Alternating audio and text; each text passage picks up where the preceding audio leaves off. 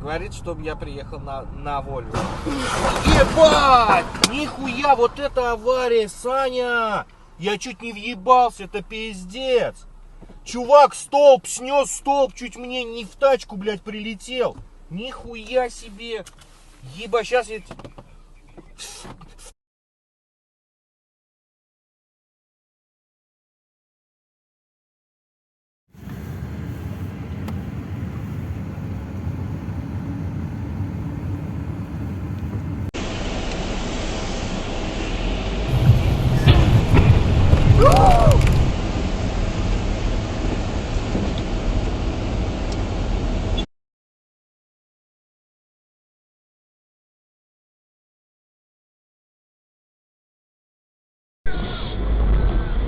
Бля, ебать, убил.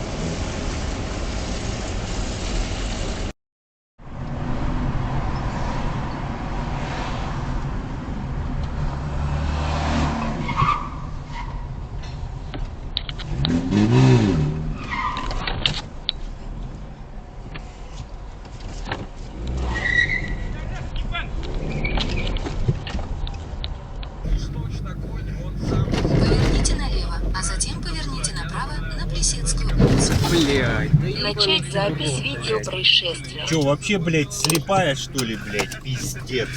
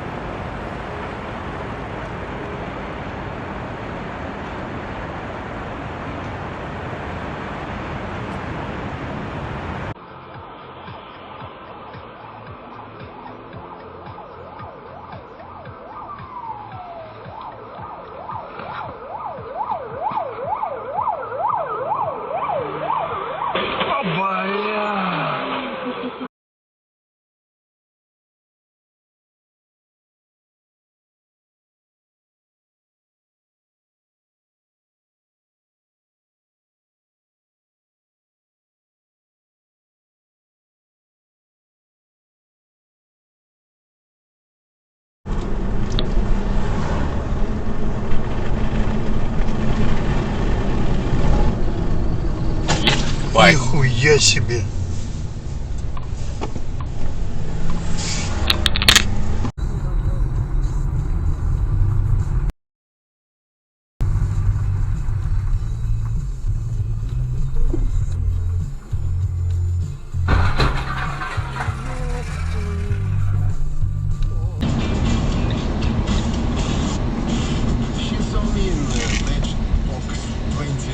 Радио Максимум 18 часов 10